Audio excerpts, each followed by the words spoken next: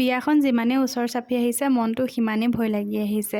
Hello' everyone, welcome back to my another video'. আৰু আজি আমি ওলালোঁ সেইফালে হোজাইলৈ বুলি। আৰু হোজাইনো কেলৈ গৈছোঁ ভিডিঅ'টো চালে গম পাব। আৰু এয়া আহি পালোহি আৰু ৰাতি ভিডিঅ' কৰা নহ'লে এইফালে ৰেডি হৈছোঁ বস্তু চাবলৈ।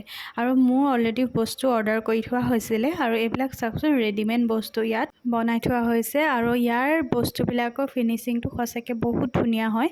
আৰু মোৰ কি বস্তু ল'লোঁ এয়া মই বিয়াৰ পাছতহে দেখাম দেই।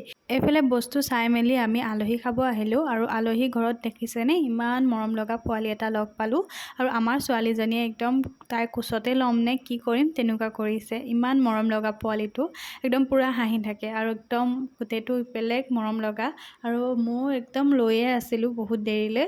আৰু একদম চাওকচোন কি ধুনীয়াকৈ হাঁহিছে, একদম বেলেগ মৰম লগা পোৱালিটো। এইফালে খানাও খাই ল'লোঁ আৰু খানা ইমান টেষ্টি হৈছিলে, বহুত টেষ্টি বনাইছিলে। আৰু যিহেতুকে আমি বহুতখিনি ফুৰিলোঁ চবৰে ভিডিঅ' কৰা নহ'লে।